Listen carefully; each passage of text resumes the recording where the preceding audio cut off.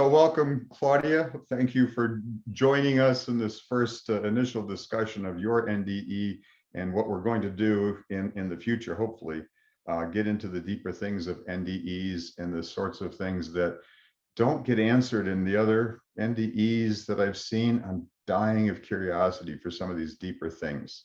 If I look up like that, I'm looking at you. I'm trying to look into the camera here. But let me ask you this. You're probably tired of just telling your NDE story. I got that from your last one, and boy, do I get that. How long ago did it happen? 84, so some 35-ish years ago. A while ago.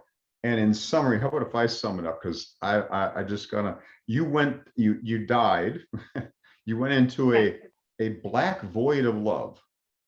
Mm-hmm. Now that's, your NDE is very interesting. Yeah. Because it's very different than some folks where. And I heard somebody, instead of the word void, use the word vastness. I went into the vastness and I went, oh, I'm adopting that. Okay. Yeah. Into the vastness. Okay, no, I thought that is better. Yeah, you're right, because void is like nothingness. Vast is like everything. But there were no lights, and there was just the feeling of profound love. Is that right? Yeah, an understanding of me, a complete intimate knowledge of who I was, and so that was you understanding that? I understood that it knew everything about me intimately, and that it just was cradling me, and probably from the trauma itself of the death, because it was a pretty dramatic one. It's not that I don't want to talk about the NDE, but it's out there a lot. But I bled to death while giving birth, and both my daughter and I perished. My little daughter drowned in the blood, my blood. So, but they brought us both back. So, both of you? Both of us came back. Oh, wow. Yeah. Nice. And is that the daughter that has the twins? Exactly. Nice. Yeah. You have twins because of your NDE and your. That's exactly right. Yeah. How cool is that? It's really cool. And there's generational good stuff going. Yeah. And she's saving to buy a house in this market. It's like every time you save something, the prices get that much higher. But I'm enjoying a seller's market. Out of being a grandma, so it's okay with me if they stay forever. I don't care. Nice. Yeah, I agree, right? The more connection, the better. That, if anything, the NDEs teach us is the connection is everything. Right. And the being yourself is everything, because no one else can be you. Right. Right. Here's on my wall, I don't know if you can see it. It just says, "You are a unique and special being. Every one of us are unique and special." And that seems impossible to my brain. Really? But I see it everywhere I go. And the older I get, the more experience I have with people. Claudia, what I feel like I learned 2 years ago, maybe, was I look at every single person as though they're an alien that I don't have any clue about, that they're just wearing this suit. Exactly. Yeah. It's if you can see past the skin, and there's a soul in there, and you're probably friends on the other side, then it's kind of connected in some way or another. You are connected. Yeah. In this vastness, did you feel like the connection and the oneness of everything, or just the? Absolutely. I was where I was supposed to be. I was loved and cradled, and I felt the enormity of everything in this place. Did you feel the importance of everything? In that place was more, and that's why I use the word, I think it was a hold for me in trauma, because what I have learned since then, as I was in that, I was going to say void again, not the void, the vastness. I've got to incorporate that into my is the fact that it was vast. I understood that it was limitless in its knowledge, in its entirety. And you were important to it. I was what? Did you feel your importance to it? Oh, absolutely. There you go. Yeah. That's what I'm saying. See, that's another thing my brain doesn't grasp. how can something so small be Mm. important to something so vast? Well, I look at it as that we are all a part of God. So here I am. I could have been his left baby toe, you know, and it's like I'm kind of important on that God foot, you That know. would be pretty big if you were his left baby toe. I'm pretty sure that would be like about 19 galaxies at least. Yeah, there you go. But I mean, the importance of us all at one point returning back to source, Yes, you know, there's that draw right. and and you know, we're here to experience the physical for source and we're doing a great job, but it takes a lot to bring Okay. our You're getting right vibration down back. into the nitty gritty. I know, I No, know. no, no, that's beautiful. I I love want it. it. I want it. I I want love more it. of you. Whatever you come up with, that's what I want. Yeah. So we're here to experience for source. Hmm. You said that. Right. The physical. We are physical source, basically. So let me ask you this. If we are here to, I was talking to my wife the other day and I said, you know, if you're perfection and vast and there is nothing to do. You're bored out of your mind. I mean, this was my human little tiny brain trying to grasp God, right? Like I've often thought since I met God a long time ago, I'm like, you must be bored out of your skull. Probably I mean, was at that you early know everything. age, right? Yeah. So what you just said made me think, well, if you've ever seen 50 First Dates or some of these things where people lose their memory, Mm, one of them, and I'm sure this is only one dimension of a billion dimensions, but one dimension would be if I was that way, I would, if I was God, I would jump in, if not and be someone, I would jump in and hang out with them and mm. watch stuff as though I never seen anything before. That would be fun. That'd be like Yeah, going to the amusement park. yeah, yeah. What I've Explain it to heard, me how you do felt you it. know, See it. yeah, a woman, do you know Nancy Dennison? Have you ever read her I'm books? not sure. I doubt it. She had an amazing experience, and I am, you know, kind of quoting some of hers because what she found is when she went back, she said, I was like, you know, in a small town and I was the new movie and everybody wanted to hear, see, feel, experience what she brought to the table. But in Her more than just a experience. meaningless movie that you're being entertained by in a completely loved and appreciated way. Right. Like, oh Even the my bad, God, you're here. you know, What happened? exactly. Well, even some of the things where they, you know, deem bad or whatever, it's an amazing learning experience. And, you know, we go back and oh, what was the word she used? It was perfect in the ones I'm thinking right now, but basically it's absorbed. It's, you know, they want to know everything. They want to feel it. They want to, you know, so it's that unique, special little human being that we bring back is vast and really a big part of the picture on that side. So a lot of these NDEs say things like, we come here multiple times. And I got to tell you, I come from a Christian background and also a Swedenborgian type background. I told you about him. He's a guy from the 1700s that basically lived in NDE for 40 years. He, And I just want to stop you there just to interject because you mentioned this. yeah, When we go ahead. first met, we've only really talked a couple of times and found this immediate soul attraction Well, to we're each connected. other, Yeah, right? yeah, no Yeah. doubt. And you talked about Swedenborg, and it was one of those. Oh, that's I'm not familiar. I'll Mhm. look into it. What we all do, and you know, put it kind of aside. And then I have seen more things pop up.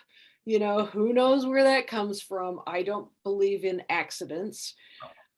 And suddenly I'm, you know, listening to all of these and looking at the books and the workings of Swedenborg. Oh, So really? yeah, yeah. Oh, wow. Jeff Mara's show, and I hope you don't mind. I'm a name dropper. Oh, You know, please. Yeah, no, incredible. Jeff's awesome.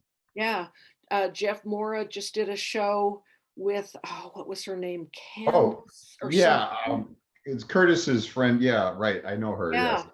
found it fascinating. I'm like, oh, David's going to be so proud of me to be a little more in the knowing of Swedenborg, because you think, it's like, yes, I've studied NDEs for 40 years or whatever now, so I tout this, and then you come up with something where, how did I miss that? Right? How did, in all these years of study, how did I miss that? And it's amazing as we all connect to each other. If we're open and we listen to each other, we all have so much to teach each other. We really do. All right. So in that case, after your NDE, tell me why. Two things, but one is, I think you said it brought you to a place of a lot more questions, because why were some NDEs so beautiful and so clear and yours was just this vastness? Yeah, that I couldn't. What happened to you? What went through you after you experienced that and came back out here? I was a long time in the hospital because I bled out. Basically, I was gray, morgue gray is what they called it. And so it took me a long time to, with blood transfusions and that, to get me in a place where I could leave.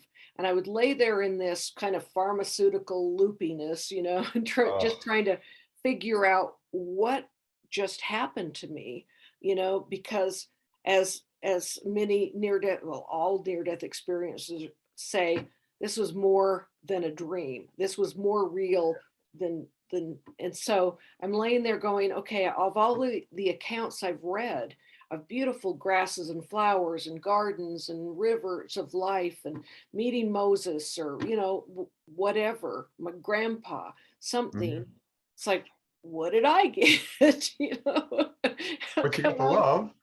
How come I got the love, but my dad was up there and I missed him. And I was like, I felt kind of shortchanged. It's like, why Right. didn't I see my dad? So did you think there was something wrong with you? I thought, maybe I'm not as good as I think I am. And when you're in a religion, and we both were raised in a Christian environment, so Yeah. I'll use that because that's, what I Sure. understand. But it's like when someone puts, caveats and parentheses around what's good and what's, bad. And, it's like, gee, I grew up in the Mormon faith, Did you? and Okay. one of the things, well, I was born in Utah, didn't have any other choice. Yeah, right. Right. But I like Diet Coke. Well, we're not supposed to have caffeine, Oh, well, this could is there, Diet Coke right here. well, there we go. So it's like, was I doomed to hell because I'd had Diet Coke in my life? But hell is a loving vastness Oh my that, goodness, I'll that knew go, you. Wow. So you start going, what I know, what I grew up with, and what I just experienced, and how do I, Thank you. yeah, Yes. yeah, I think that's why we initially went, hey, we're the same seekers here, because yeah. I've had these crazy experiences and you've had this, you died. And so in the, how many NDEs have you watched, and what have you come to? Have you come to any conclusions? Do you have a framework to measure them by? I have one. Can I tell you my one? Yeah, yeah, It please. is, how authentic is the person and how much love and passion do you feel in them? Right? How authentic are they? When I saw you, you're Claudia. You're just you. You're not selling anything, Mm. and there's no panache, whatever. So that means I'll listen to you, right?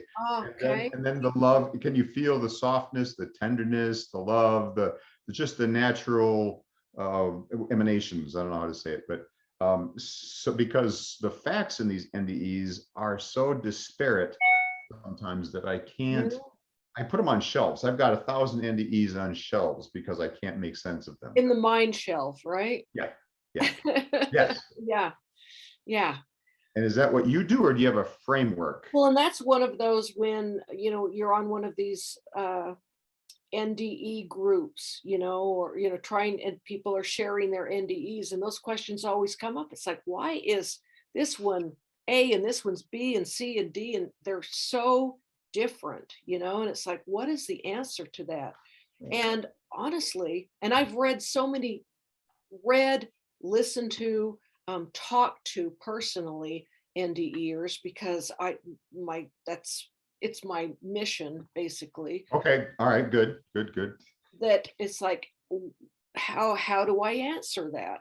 And what I've come to understand, because I don't really believe in a hell, and I know I'm jumping there, but it's No, like, no, jump all you want. This is your show. oh, okay, awesome. You take over if you want to. Here we go. That I don't think someone that's giving that, their heart and soul in one of these podcasts that they had a hellish NDE, and it's Right. like, where do I put that? Thank Because you. it doesn't jive with what I've learned or experienced, or Right. and so it's like, where do I put that? And then I listened to, well, I was sitting across after an IANS conference, the International Studies of Near-Death Experiences, big group. And I was sitting kitty corner at lunch from Dr. Eben Alexander, who, Oh, his was one of the oh my strangest. goodness, Became a yeah, worm and all this insane. yeah, Yikes. yeah. And it grew, and with evidentiary evidence later. And without getting into his experience, which, audience, read it, it's awesome. But one thing that I gathered from him was, if I could, because he lost his father and didn't see his father. He had an amazing experience, but why didn't his father show up? So I perked right up because I'm like, well, I didn't see my father. Yeah. And then the fact that things were still coming in, that he was having dreams or downloads and things like that, still pertaining to his NDE. And I went, oh my goodness, there's hope for me, that what I didn't remember, that was veiled from me, whether it was when I came back to my body or just in that vastness, I was veiled from my NDE, and I knew there was more, but I had accepted for Oh, 30 plus years. It was like, there has to be more. And I started to get kind of pissy about it. I'll tell, which I I would, love. yeah, Thank you. That makes you real. yeah, I would be like, what's the deal with me? I'm a nice person. Why am I felt like I was just held out from everybody else. And I'd listen to these experiences or read them, and I'd be like, oh, that's beautiful. Where's mine? How come, someone who wanted it so badly, and it's like, no, you're talk to the hand. And Well, I then think there's when it, about 7 billion people that haven't had NDEs that wish they had yours, mm, right? there you go. Yeah, They're there afraid you of go. death and have nothing to go on That's that's huge. That's huge, David. except Because, you. They have no, but that's your job. You said that's what you're doing. mhm, So they've got you. You're actually a pretty special voice because you don't come back saying, here's all the answers. I know everything. Because some of them do. And they say, we're here. This is exactly what. And when I listen to them and they have all this head stuff going, I go, mhm, yeah, that's not it. That's you ain't mhm, got it.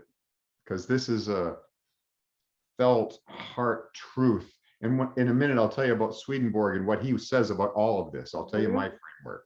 Okay. But please go Well, ahead. I know I kind of jumped off the No, topic, no. how I Go for it. felt, how I felt about others' NDEs or whatnot. And what I have come to understand, um, again, opening through Dr. Eben Alexander, was, NDEs are kind of made to fit, so to speak. What does this person need? What would help? Um, and and when I use like the right path and that, it feels religious, and I don't mean it in that term, because before we come, we have certain objectives, right? We want to experience this or learn more about this, and it's kind of our mission statement. But then when we come, we've got this wonderful thing called free will, and it's like, you know what, I said I would marry this guy, but you know what? I'm meeting him in real person, and it ain't gonna happen. Something like that, where it's like, I need to use my free will and find another way to walk that path or whatever. And it's ours to have that way. Our free will is our greatest gift. We can change our minds. We can screw up the plans. You know what that reminds me of? Some of the best movies I've ever seen. The best scenes were improv.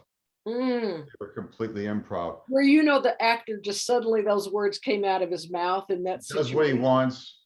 Yeah. Do you like the Marvel movies at all? The superhero ones? They're okay for Oh, me. they're okay. I figured they were probably just okay for you. Yeah.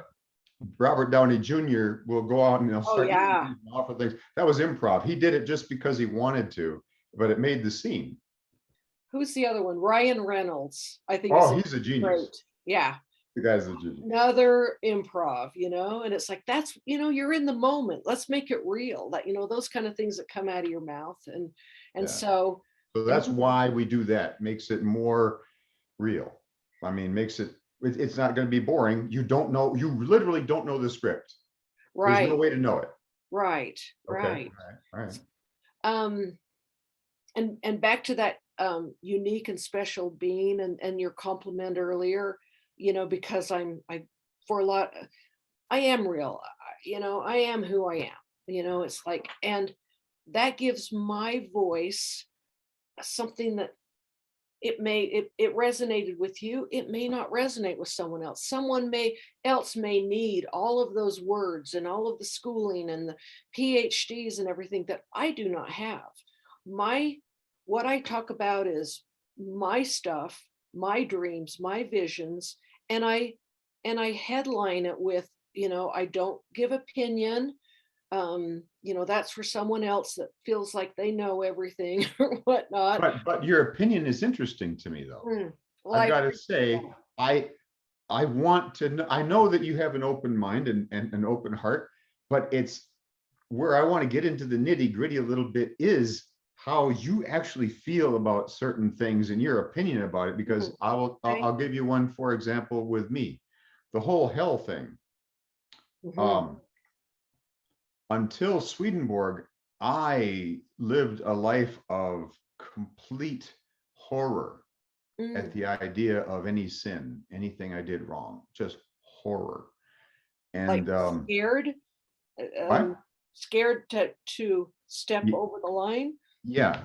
Um, well, let me just give you a 2-minute background of Yeah, I would where I love come it from. because Yeah. we don't Okay. really we don't really know each other, so I'm happy to hear it. Yeah. Yeah. We can always cut this and record something else. Leave me out, talk about you more. But all right. So when I was 18 years old, I was engaged and the girl left me for another fella, and that was so devastating to this young tender heart that I had was I was just broken, and I was going to school, and a woman was trying to tell me about Jesus, and I'm like, whatever, and I told her about evolution, and I was Mr. Spock at the time. I Mm, started trying to say emotion is stupid, doesn't mean anything. mm. It's just going to lead you down wrong paths. It was crushing me, killing me.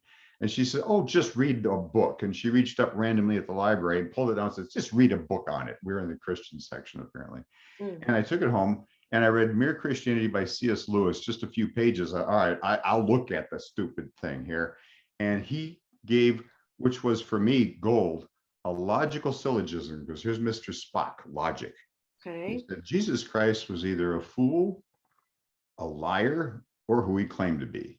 And I'm like, I can't argue with that. That's perfectly logical. He said, if he's a fool, why does everyone say he's the greatest teacher that ever lived? Or a lot of people do, 3 billion people do. I'm like, all right, he's not that.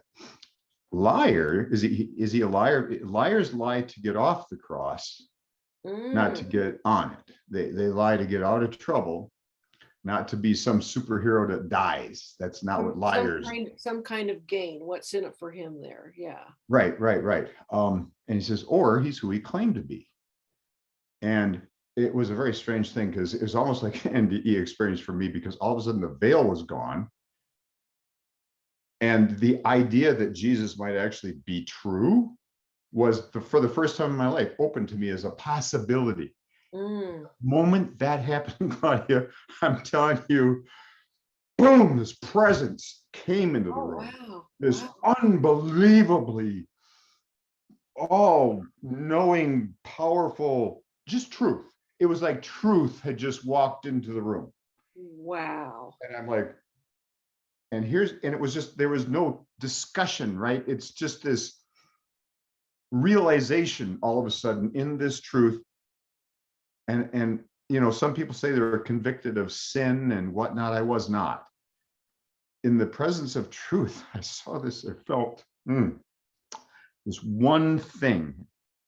It was a realization, oh my God, I didn't love the one who loved me so much. And it crushed me. I literally fell on the floor from the agony of how can you have lived all your life and not noticed love?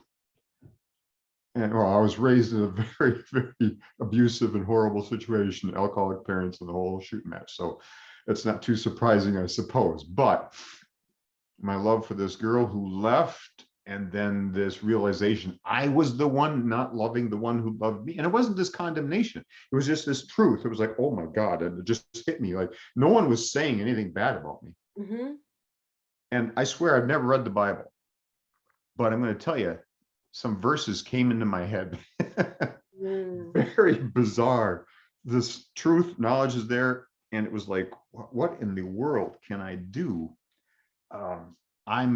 I deserve hell, is what I felt. Based on this side, the one that had been teaching you religion and could very well be. yeah. Yeah. I don't know where it came from, but you're probably right. So I just felt the crushing pain of it, and it was hell. How about if I say it like that? It was, I couldn't live like this. And I thought, but I also can't be forgiven. I couldn't figure out how anyone could possibly forgive that horrifying thing of not loving the one that loves you so much. Wow. How thankless is how sharper than a serpent's tooth is a thankless child, right? Oh, yeah. Yeah. Aristotle, I think. I don't remember who said it. So there was no knowledge of that. It was just truth that was hitting me. And a verse came to me. I didn't know the Bible. This verse came and it said, it was, whosoever shall call upon the name of the Lord shall be saved. And I thought, the logic thing, here's truth. And that was a truth. And it was just as true as the love was true. And I realized, oh my God, there's a way out. All I have to do is call on him. All I did was, I'm sorry, forgive me. And I'm telling you, the pain and the agony and the weight, it just boom, jumped off me. And joy just flooded my soul. And I got up, I was dancing around the room like an idiot. And I literally tore my shirt off. It was one of those, oh my God, and I ripped my shirt off. Yeah. And that was my meeting of God, so to speak. And then I went and got a degree in theology, which was probably the biggest mistake of my life. But I was led to it. And it's just one of those things that, like Swedenborg will say, and like all NDEs seem to be, life is set up for you specifically to learn and grow the best for you with what you've chosen, apparently, right? So that's what I was led to be tortured by this severe knowledge of the Bible. Now we want the original language. For God so loved the world, he gave his only begotten son. Hutos God agape son hatheos tan kosmon. That's in Greek. I mean, how much knowledge I filled my head with. And now for the last 40 years, I've been getting rid of it. But yeah, as we were talking earlier about my uniqueness, yeah, I'm seeing your uniqueness, and I mean it through, as I was saying, the PhDs, the studies, the schooling. You know, you have some, you were led to something that gave you a credibility to speak intelligently about subjects, but with also an open mind and open heart, whether it was there before or you just found it. Between all of that mixed together, your voice, David, is so important out there, and I hear you. the And that's people why that I'm you will doing this reach. with you, because I thought, here's Claudia. She's got a great voice. And maybe this is a chance for us to talk to other people and Mm, really dig down into this stuff, the juicy, yeah, life-giving material of other people's souls. Let's say it's almost like the people in heaven want to hear us and feel us. We're here on this earth to bring heaven to earth, to make this place better for everyone, to raise, I don't know why, but it seems like we're supposed to raise the consciousness, bring that down. So our speaking and being ourselves is doing exactly that, which is why I want to do this with you, this whole yeah, channel idea. yeah. You know? Awesome. Awesome. So happy to do it. Yeah. Yeah. All right, I so I got off think the I think note there. I the forget where I jive. was. Oh, you need a timeout? No, no, I'm just but the way we jive, the Oh way yeah.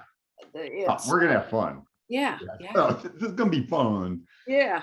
And feel free to take over anytime and just Oh go on no, this no, is no. What I mean is an inspired thing will pop up, run okay. with it so that I don't, just don't worry about that. Well, I'm inspired to ask just for clarification, please Yeah. do not delete your beautiful story.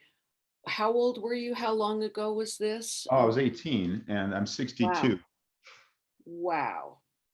Wow. And 18. then much more happened after that, Claudia. My life has been filled with this craziness, but Mm. nothing, I never died.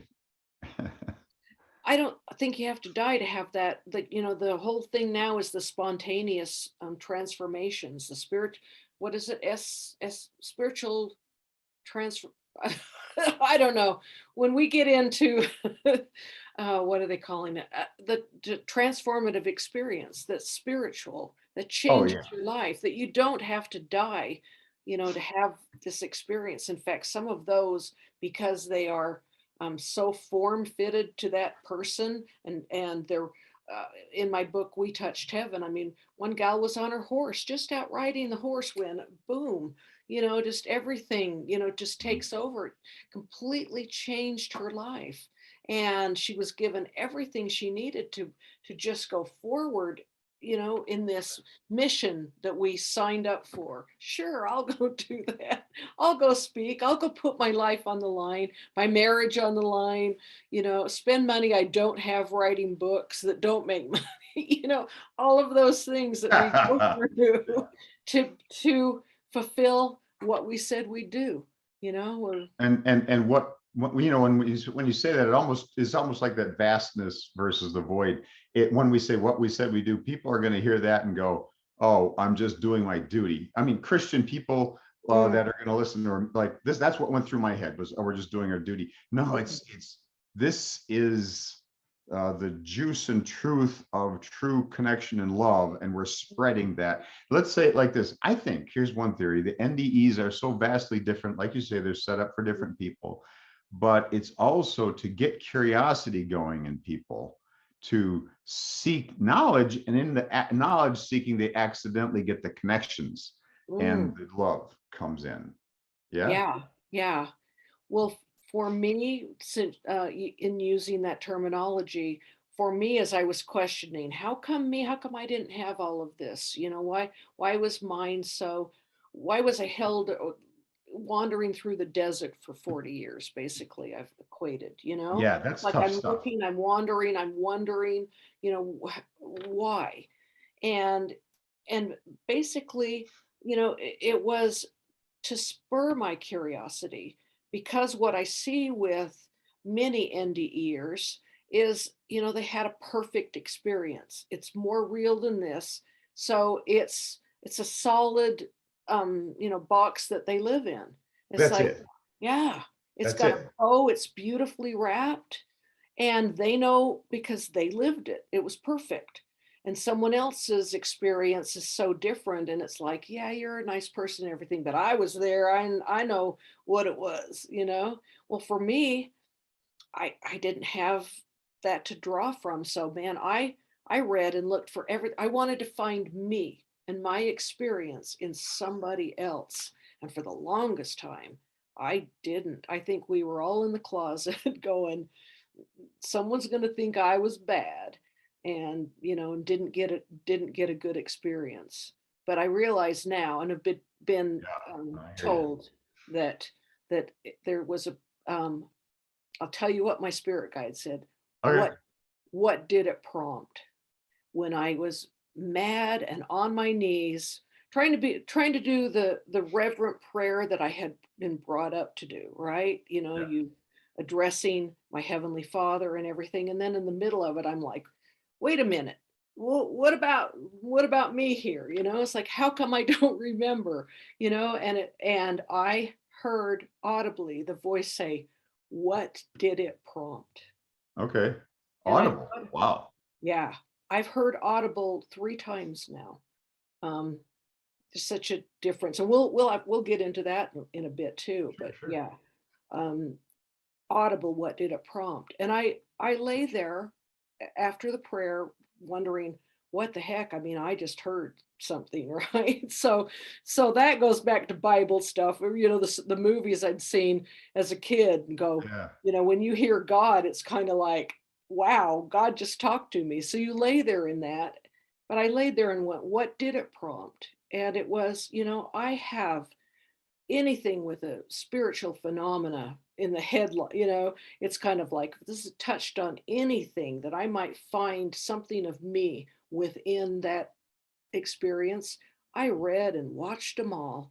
I looked for me, and my curiosity has led me to such a broader understanding.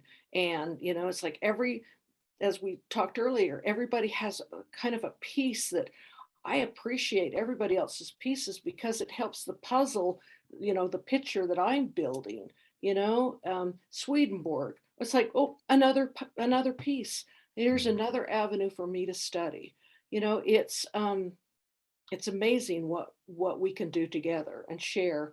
But it prompted that curiosity within me to keep going, to keep looking, to And keep. that was one hard journey, though. It I was. mean, that's It, one thing they say always is, hey, this planet's a tough one. it's the toughest, yeah. That's what they say. And I'm like, I don't get that, right? But okay, sure. Well, How do you know because that? Do you know that personally, or is it just because I know people, that personally. you do? Yep. In fact, when I wrote my second book, Lessons from the Edge, it was those that was one of the 10 things. Was this is a tough place. Earth is a tough place. Why, as we're going, sure, I'll volunteer, I'll go to Earth. And it's like, wait a minute, when you go to Earth, you're going to go through a veil. It's the only planet that I know of. Now, I don't think there are any more, but that's not a solid no. I don't give a no that there might not be others. But But how did you know that this Earth was so difficult? downloads and Oh, during the, during that, this ongoing thing with me when I sleep and get this in more and more information. that's a funny experience, isn't it? Oh yeah, when you wake Because up with this knowing. yeah, yeah, and you like, you can't deny it. Exactly. Yeah, Yeah. yeah, you're trapped with this truth, and you're like, yeah, it's just the truth. 2 + 2 is 4. Yeah, that's the truth. Yeah. And when you don't have anybody to share it with, because love my husband, but this is, he's Really? like, After all these oh, years? oh my goodness. He'll just look at me sometimes. I trap him in the hot tub so he can't run. When I have one of those where I've got to talk to somebody, it's like, oh my God, you cannot believe. I'll sit up in bed and go, just stay there for a minute because you got to hear this. I have to tell you what I just got. Does he think you're nuts or what? What's Yeah. his explanation of this? He knows my soul enough to know that I'm not coming up with this stuff, Right. it's like on my own. But he So doesn't think you're crazy so either. he doesn't think I'm crazy, but it's kind of like, oh, years ago when my mother said, "Why are you getting all this stuff?" Good question. It's know, good. it's kind of like, and I had to think, and it was like when my sister who passed started communicating with me, and I tell my mom because I was trying to bring her joy of knowing, where Kaylin was and what she was thinking or doing or whatever, and I'm getting this stuff, and it's like, who am I going to tell? Well, I'm going to tell her mother. It's like bring her some warmth and joy over knowing that her daughter's okay, on the other side. And so I would tell her this, and she'd just look at me and go, Why is she telling, why isn't she telling me?" And I had to think about it. And it's like, because I'm open, I expect to hear from her. She was such a wonderful person. She died of a brain aneurysm, so she was here and gone, right? It's like, would that not be so frustrating to Yeah. just not be able to say goodbye to anybody, have anything in that in between, and just finding yourself on the other side. And I said, God, that's got to be frustrating. So wouldn't you look for somebody who has a little crack at the top of their head? It's like, who's open, who's receptive, who believes and expects that she should be able to talk to me or come to me in dream or whatever. You are going to love Swedenborg because he goes deep into that. And it's, Oh, I love it. Yeah. And yeah, I and you're said, exactly right. yeah, You're open to it, and it's also okay for you. It's not dangerous for you. It's not going to yeah. freak you out and kill you. You've been prepared some. I don't know why it is, but we are incredibly delicate in not allowing things in until we experience it, until Mhm. we're open a little. We reject and filter out anything. Well, your If it husband, that's tests you at all, yeah. it's like, oh, I don't want to think about that. Yeah. I was at a But your library husband being with you conference. all this time, that freaks me out that he loves you. He doesn't think you're crazy, Well, but still. he's the guy that when you go to we used to ride motorcycles, right? I was the bitch on the back. I didn't have my own, but we would, and you go into a bar and you have a beer, right? After between rides or whatever. Those were Sunday afternoons in Colorado. They were a lot of fun. But he had two tables. One table, it wasn't guy and girl. It was, this is, the emotional table, or, the drama table. And this is the guys having a beer. We're going to have a beer. We're going to laugh. We're going to talk real small, work stuff or whatever. We don't go deep at this table. You start getting emotional Did though, that just, on purpose, huh? oh, You go said. to that other table. Yeah. Nice. So he's still living at the having a beer, riding a motorcycle table. I It's pretty comfortable, but it's lonely. Oh, I was so lonely in those because I cannot handle surface conversation. I don't even want to talk. If you're just going to ask me how are you, how was work, or whatever, and not even really listen to, it's like I just so um I hold back a lot from people Well, because you it's have like, to. yeah, it's just I have not a even. job. Yeah, I work, yeah. and no one has a clue what's going on in here. No one. Wow. Yeah. I was going to start. I was at a library conference right after I wrote my first book, and I had an opportunity to um, get some exposure as librarians come and choose and whatnot for their school. It was a big convention, and I'm sitting at the table, so proud of my first book, and it's kind of like, and someone would walk by, and you're kind of like, come here, and try to tell them about your book. And this one gal walked up and she picked up my book, and she says, stories from the other side. And she goes, like, what's the other side? And I was sitting with a gal with that same genre. And all of a sudden she went, you mean death? And she drops the book and she just like booked it. She was practically running away from us. People are so afraid of talking about death. It's like then you'll make it happen or something, you know, if you acknowledge that it happens, then I'm going to bring it on myself or something weird. Well, I I don't think it's know. because, at least for me, or a lot of people, they you hear about this.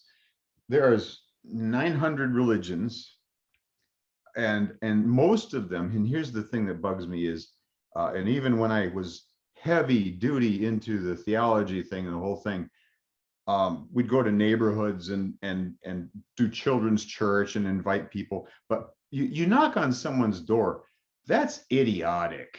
I mean, I'm sorry, don't do that. And don't just randomly put in a thing. Do you know Jesus? Oh, go jump in the lake. Yeah. Yeah. Live a life where people go, what's up with this guy? I mean, hey, or you get in a conversation, be relational, not, but so they're pushing it all on you. And then you have a book. So I think they just feel like, oh, another salesman, another pusher, another drug addict that's trying to get me hooked on their drug. Mm, Right? yeah.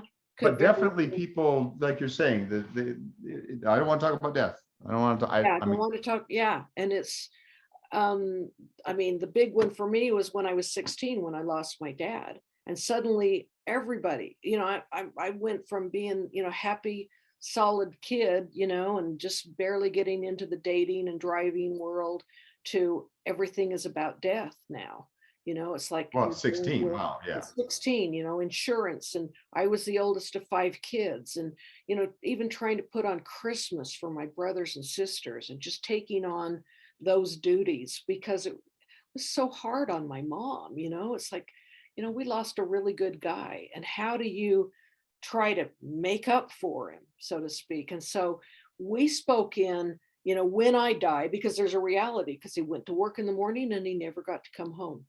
So it's like, you like this picture? I'm going to put your name on the back of this picture because when I die or whatever, it's yours, you know? It was something that was easy to talk about from that day on because it was so relatable and so real, and you knew it was going to happen. So why not tell somebody what you want at your funeral or whatever and Right. not be so afraid of it?